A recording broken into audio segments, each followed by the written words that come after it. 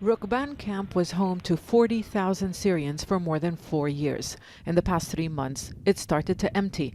More than 14,000 have left this remote desert region along a corridor opened by Syrian government forces. It's the only way out.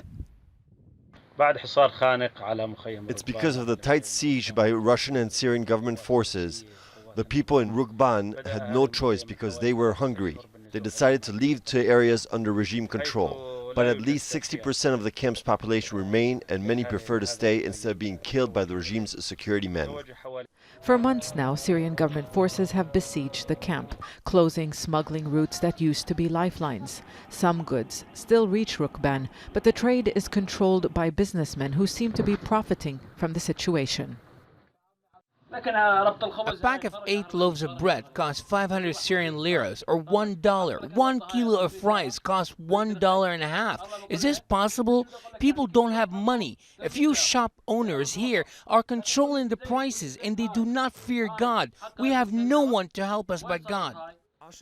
The evacuations are organized by the Syrian government, which is giving the refugees in Rukban one choice: return to government rule or stay in what aid agencies have described as extremely challenging conditions. People are leaving because of poverty, but then the regime sends them to the front lines to fight and they don't come back. They are either killed by the opposition or the Assad regime and Iranian militias. We hope they open a road to the north, to rebel areas, or to any other country. We don't want to go back living under the regime. The Syrian government is refusing to open an internationally guaranteed safe passage to opposition-controlled territories. It has also been preventing the United Nations from delivering much-needed aid to Rukban for the past 4 months. The United Nations says these people are in need of food, medicine, and water, but it can't do anything without consent from government leaders in Damascus.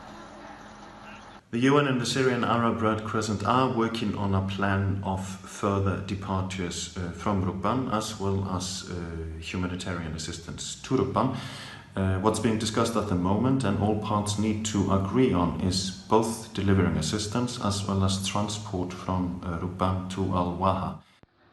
The opposition accuses the government of using a tactic employed throughout 8 years of war: siege and starve people into submission.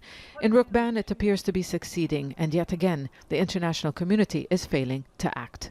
Zeina, Khodr, Al Jazeera, Beirut.